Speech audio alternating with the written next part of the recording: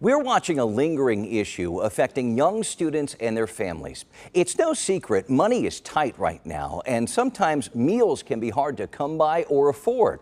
Though every now and then you'll see a glimmer of hope with the youngest members of our community offering help.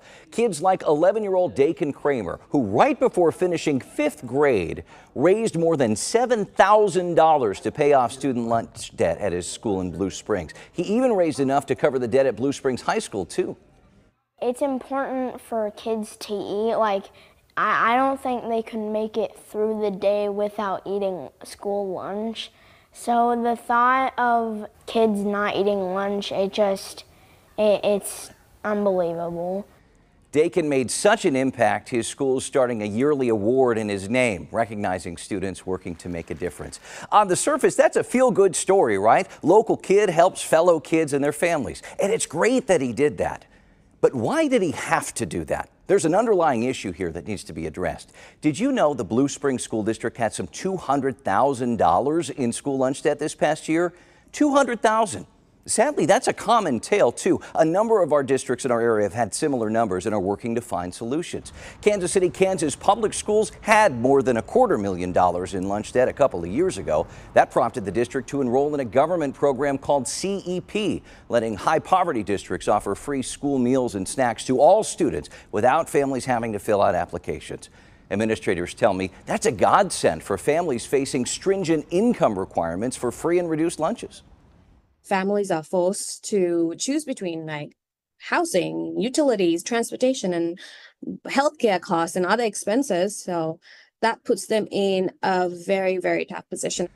Starting next month, a family of 4 has to make less than $40,560 a year to qualify for free meals in the U.S. And the cutoff for reduced price meals is just under $58,000. That's gross income before taxes. And nowadays, especially, that is not as much money as it once was. So you have a situation where families are struggling and districts are doing what they can to pay the bills. There's a lot to consider. Let's get to the heart of the matter with Lori Dinella, Director of Nutritional Services with Lee Summit Schools. Thank you so much for being here. Thank you. First off, it's important to note that, for a couple of years, this wasn't as much of a problem. We had pandemic waivers covering the cost of meals, but those went away in 2022. What has happened since then? Families are really struggling due to their income and the cost of food and cost of gas. The cost of living has gone up. So we're seeing a lot of negative balances in our buildings. Parents choose to pay what they need to first, and then meals are kind of on the bottom of the list because they know we'll feed any child. We turn away no students.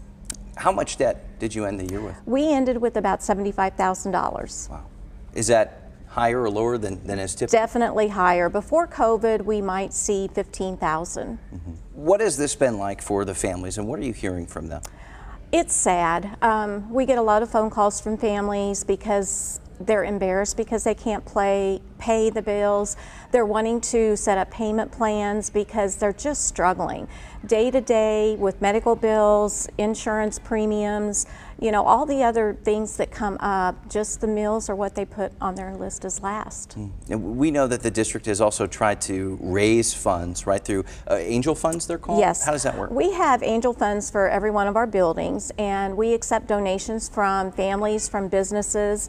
We see a lot of retired teachers that will donate to the buildings they taught at, and we just have people call and say, what can we do to help? And they'll ask what negative balances are in the buildings, and we'll run a list and we'll let them know, and they pay what they can. So we're very fortunate that we've had a lot of donations this year. It's not that families don't want to pay, that they're struggling to pay.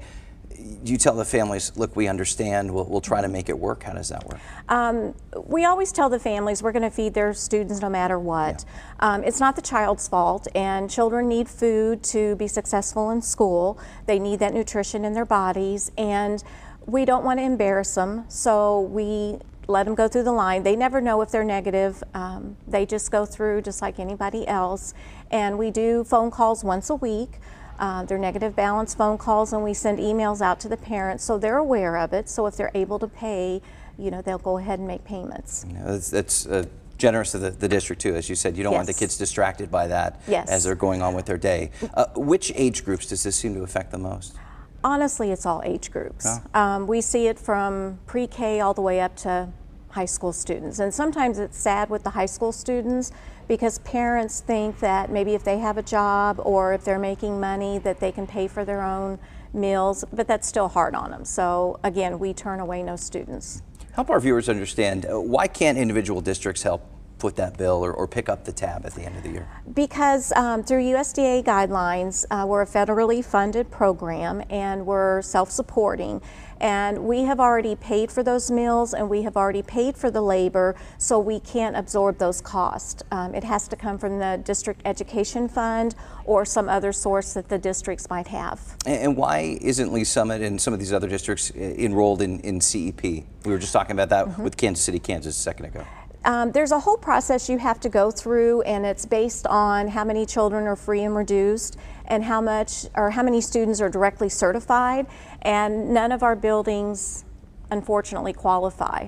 That was one of my goals this year. We have 3 buildings that are close, but doing all the math and doing all the forms, we just don't meet the regulations. Hoping and the too soon, qualifications. right, eventually. Exactly. What's your biggest challenge today? I would say the food cost. We have added costs that we never had before. Our district is paying anywhere from $3 to $4 per case of food and supply items that we get in that we never had before, and our distributors are having to do that because of their wage increases they're having to do, labor shortages, and also just fuel cost. Yeah, it's just up across the board. It is. There is a summer nutrition program that you're offering to the district, right? Tell us about that. Meadow Lane Elementary is one of our elementaries, and we offer free breakfast and free lunch for anyone in the community that is under 18. If you go to our website, our time frames are on there, and students can come in, families can come in and enjoy breakfast and lunch during those times. What a wonderful service. All right, Lori Dinella with Lee Summit Schools, thank you so much. Thank you. As we mentioned, there are a number of summer nutrition programs across the metro really set up to help kids and their families between the school years. Learn more online at fns.usda.gov.